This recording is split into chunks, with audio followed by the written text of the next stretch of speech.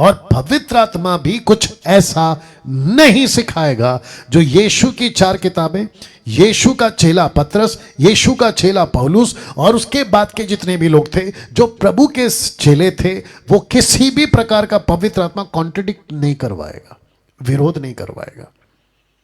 Ministry पतरस की match होती है पौलुस से, पौलुस की मिनिस्ट्री मैच होती है पतरस से, पतरस और पौलुस की मिनिस्ट्री मैच होती है यीशु से। और आजकल के जो 90% सो कॉल्ड अपोस्टल, प्रॉफिट, पता नहीं क्या क्या है, इनकी मिनिस्ट्री को, जितने व्यूवर्स है बहुत ध्यान से सुनो, ऐसे पकड़ लोगे तुम। मैं जो हमेशा कहता ना कि गलत गलत गलत गलत चल रहा है, इसलिए परखो। आप इन 90% को, मोटिवेशनल, ब्लेसिंग वाले, मिरेकल्स वाले, इन सब को ऐसे पकड़ सकते हो यार, सब ठीक है, लेकिन इनकी मिनिस्ट्री मैच नहीं होती पतरस से, इनकी तरीके मैच नहीं होते पौलुस से, इनकी मिनिस्ट्री मैच नहीं होती यीशु से। लेकिन जो पवित्र आत्मा करवाएगा ना, वो मैच होगा यीशु से, मैच होगा कलीसिया से, पतरस से, पौलुस से। तो लिखा है, क्योंकि वह अपनी ओर से ना कहेगा, परंतु जो कुछ सुनेगा वही कहेगा। वाह! और आने वाली बातें तुम्हें बताएगा। वह मेरी महिमा करेगा, क्योंकि वह मेरी बातों में से लेकर तुम्हें बताएगा।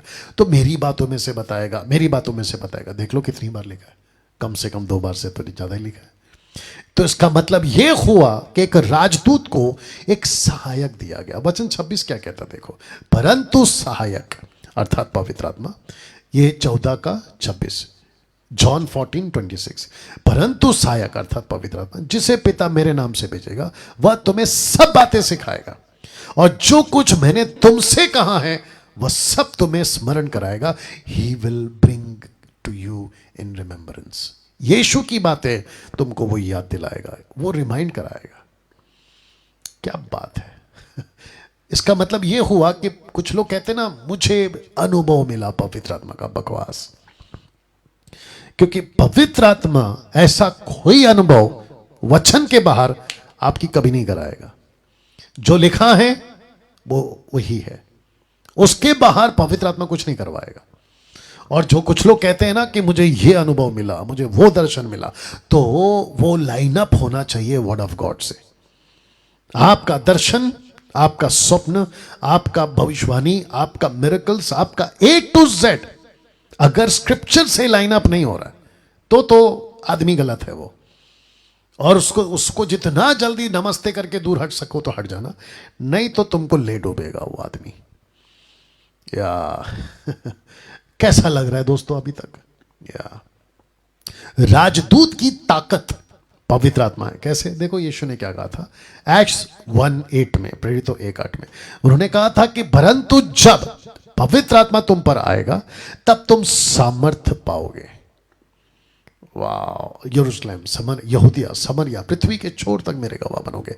इसका मतलब है कि पवित्र आत्मा एक राजदूत को लेगा, यीशु की बातें सिखाएगा, जो गवर्नमेंट है, सरकार है प्रभु का, उसी के रूल्स, उसी के कानून, उसी के तरीके बताएगा। मैं कुछ एग्जाम्पल अभी दिमाग में दौड़ रहा है तो मैं आपको बता देता हूं। अभी जो लेटेस्ट राष्ट्रपति हैं, जो महिला है, आदिवासी महिला लेडी जो है, उनको जब राष्ट्रपति का, जब उनको पदवी दिया जा रहा था और जब शपथ ग्रहण की बारी आई थी, जो संविधान भारत का है उसी के दायरे में उनको जो है अपना पद चलाना था, या चलाना है, या अपना कार्यभार संभालना है। वैसे ही प्रधानमंत्री जी के लिए, वैसे ही जितने नेता हैं उनके लिए, यहां तक कि जितनी भी पुलिस है या जितने भी गवर्नमेंट्स हैं भारत में, उन सबको कॉन्स्टिट्यूशन के हिसाब से चलना पड़ता है। वैसे ही हम मसीह लोग, कोई कहता है मैं पास्टर हूं, कोई कहता है मैं अपोस्तल हूं, कोई कहता है मैं रेवरेंड हूं, कोई कहता है मैं इधर वाला हूं, कोई कहता है मैं उधर वाला हूं, मैं अफ्रीका वाला, अमेरिका वाला। भाई सब ठीक है, लेकिन तुम्हारे कानून बाइबल के बाहर से अगर हुए तो तुम चोर और डाकू हो। आई बात समझ में? और यही तो परखना है कि बंदा सब कर रहा है, लेकिन अगर वचन से लाइन अप नहीं हो रहा है ना, तो उसको नमस्ते, क्योंकि अभी हम सब समझते हैं। एक दौर था सब, आज से 10-12 साल, 20 साल पहले, हम उल्लू बन जाते थे। मुझे मालूम है, आप लोग जो मुझे भी जानते हैं ना, ठीक है ना, उल्लू बन जाते थे। अरे अफ्रीका से कोई प्रीचर आया, तो वो जो भी तमाशा करता था ना पुलपिट पे, हमको लगता था सब प्रभु की ओर से, सब प्रभु। अब तो हम बिल्कुल परख पा रहे हैं, पानी का पानी, दूध का दूध कर पा रहे हैं। यस और नो। और ये ज्ञान कहां से आया? बाइबल से, परमेश्वर के वचन से। वचन क्या करता है साहब? लिखा है ना, हथौड़ा है तोड़ देता है। वचन क्या है? काट देता है। वचन क्या है? रोशनी है। वचन क्या है? पानी है, आपको साफ कर देता है। या दूध का दूध, पानी का पानी। मुझे ये लाइन बड़ी अच्छी लगी। कहता है कि जब वो आएगा तुमको सामर्थ्य देगा, एबिलिटी देगा, ताकत देगा। क्या करने के लिए? परमेश्वर के सरकार को चलाने के लिए। एक राजदूत को परमेश्वर का सरकार चलाने के लिए ताकत देगा। भारत को बचाने के लिए, पापियों को बचाने के लिए, संसार को बचाने के लिए आप कैसे सुसमाचार सुनाओ, बस ये आपको बताएगा। हां, उसके बीच में मिरेकल्स होते हैं, पवित्र आत्मा कराएगा। दुष्ट आत्मा निकालना है, पवित्र आत्मा निकालेगा आपके द्वारा आपके द्वारा। लेकिन कुछ लोगों ने ना इसको जब पता चला कि अरे मेरे हाथ से तो मुर्दे जिंदा हो गए। हाँ, वो बात अलग है कि मेरी मिनिस्ट्री में 5 मुर्दे जिंदा हुए। अभी मैं ढोल तो नहीं पीटता इसको लेके, ठीक है ना। तो कुछ लोगों ने क्या किया ना, अरे मेरे हाथ से मिरेकल्स हो रहे, तो उसको ही हाईलाइट कर दिया, बोला मिरेकल वाला बाबा। बहुत है पंजाब में, इधर उधर बहुत है, और उनके पीछे भीड़ लगती है। और मैं तो पहले ही बता चुका हूं, अपनी जो पब्लिक है, भारत की हो या कहीं की भी हो, अंधभक्त में बहुत जल्दी आ जाती है। अंधभक्त में अंधी है ना वैसी, तो किसी को भी बाबा बना लेते हैं। कहीं पे भी चमत्कार दिखा, बाबा बना लो। Can you believe this? आजकल इतना चल रहा है। बीच में मैं बात करूंगा जब हम नए ऑफिस में जाएंगे, छोटी छोटी जब मैं वीडियो बनाऊंगा। लेकिन अभी एक बोल देता हूं, मैं अभी कहीं पे जा रहा था गाड़ी से, मैंने देखा कुछ बड़े करोड़पति टाइप के लोग गाड़ी से उतरे। जो भेल होता है ना, भेल, पानी पूरी का जो भेल होता है ना सफेद वाला, उसको गरीबों में बांट रहे। और पैकेट के ऊपर पैकेट भेल को, याद रखो, रोटी नहीं है, ब्रेड नहीं है, बिस्किट नहीं है, लेकिन भेल व्हाइट वाला, वो जो आता है ना पानी पूरी में भेल टाइप, पता नहीं वही बोलते हैं शायद, उसको बांट रहे। तब पता चला कि जिसको वो फॉलो करते हैं, सो कॉल्ड बाबा, उन्होंने कहा होगा, अंधभक्ति है ना, उन्होंने कहा होगा कि भाई तुम ये बांटोगे ना तो तुम्हारा बिजनेस सफल हो जाएगा। तो उसके चक्कर में गरीबों को वो बांट रहे हैं। ये सब कुछ चलता है तमाशा आजकल।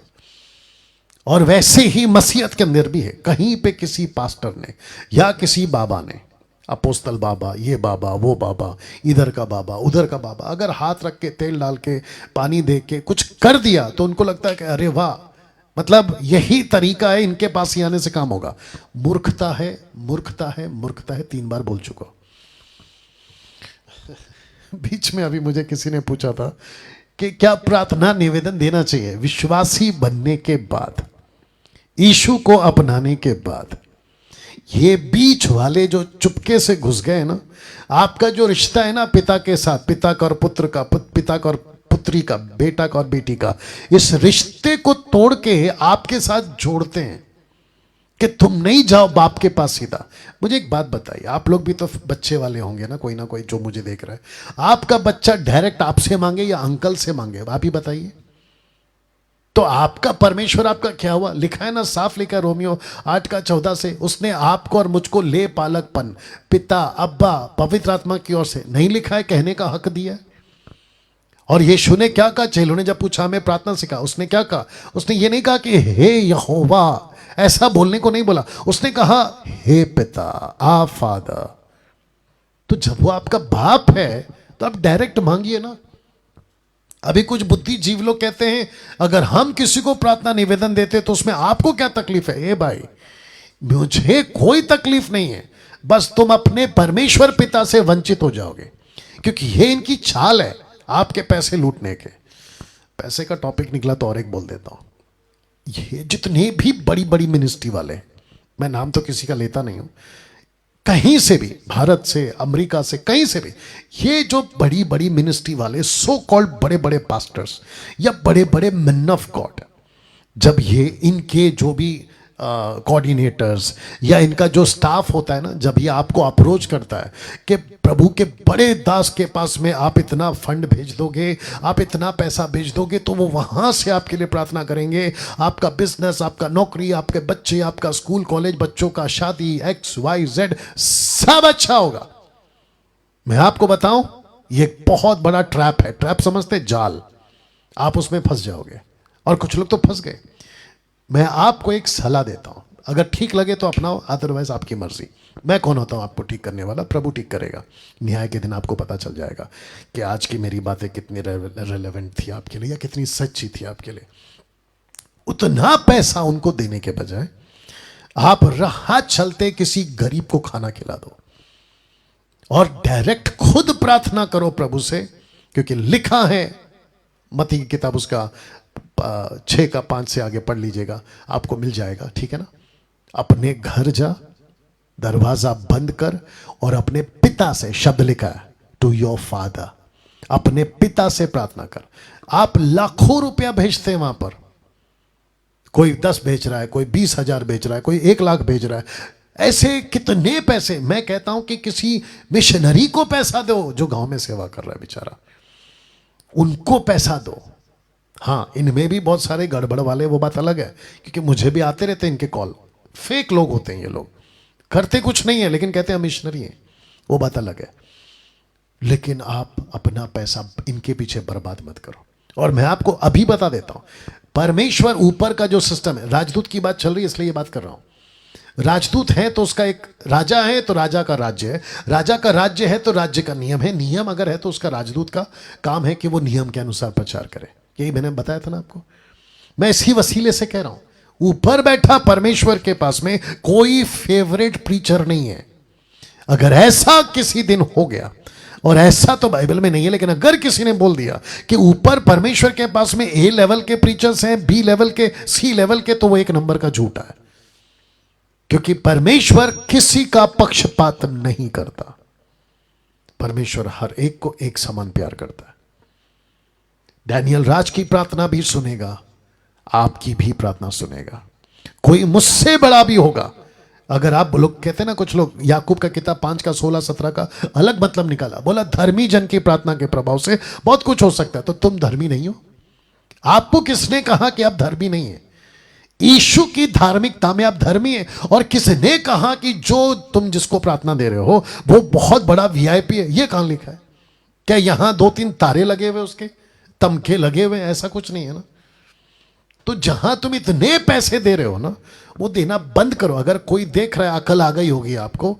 देखिए, जो प्रार्थना वो लोग करते हैं ना अमेरिका अफ्रीका में बैठ के, या इवन भारत में बैठ के, वही प्रार्थना आप घर पे बैठ के करिए, वो प्रभु आपका डायरेक्ट सुनेगा। उनकी नहीं सुनेगा, क्योंकि ये कॉन्सेप्ट ऊपर आई नहीं है कि किसी और की प्रार्थना से आपकी। ओल्ड टेस्टमेंट में चलता था, मूसा करता था प्रार्थना, क्योंकि रिश्ता वैसा नहीं था वहां पर। वो वाचा के लोग नहीं थे ओल्ड टेस्टमेंट के लोग, वो ये लहू बहाए हुए लोग नहीं थे ओल्ड टेस्टमेंट के लोग। लेकिन न्यू टेस्टमेंट में जब लहू बहा दिया गया, पर्दा फट चुका है, रिश्ता बदल चुका है, जो उड़ाऊ पुत्र था वो घर आ चुका है, तो वो सुअर का खाना क्यों खाए? बाप ने बना के रखा है ना टेबल पे, वो खाना खाइए आप। यीशु ने आपको बेटा कहा है, यीशु ने आपको दोस्त कहा है। ये मैं इसके ऊपर एक अलग से वीडियो बनाऊंगा। यीशु ने आपको दोस्त कहा है, यीशु ने आपको अपनी दुल्हन कहा है, यीशु ने आपको अपना कहा है। बताइए आप, यहां तक कि यीशु कहता है कि तुम मेरी दया हो, मैं तुम्हारा सर हूं। तो यीशु को छोड़कर प्रार्थना निवेदन उनको करने के बजाय आप यहां वहां हाथ मार के घूम रहे हो। और कुछ क्या कहते हैं, ऑर्गेनाइजर्स हैं, मुझे उनके ऊपर भी गुस्सा आता है। शहर का नाम ले सकता था, लेकिन मिर्ची लगेगी आप लोगों को, और फिर उसके ऊपर अलग से आप तमाशा खड़ा करोगे, मैं वो भी जानता हूं। ये कुछ ऐसे ऑर्गेनाइजर्स हैं जो किसी प्रीचर को हाईलाइट कर देते, प्रभु का दास आ रहा है हमारे शहर में, वो बहुत VIP है, बहुत पावरफुल है, उसको प्रभु ने बहुत अभिषेक किया है, वो हाथ रखता है लोग ठीक हो जाए। अरे क्या पागलगिरी चल रही है। जो विश्वासी है ना नॉर्मल, उसका भी प्रभु उतना ही है जितना तुम जिसकी तारीफ कर रहे हो। परमेश्वर आपकी भी सुनेगा जितना उसकी जिसकी तुमने अभी तारीफ की उसकी भी सुनेगा। तो ये फेवरिटिज्म क्यों, ये पक्षपात वाला बात क्यों? ये ए ग्रेड बी ग्रेड वाला चक्कर क्यों, जबकि बाइबल में एक कॉन्सेप्ट ही नहीं है।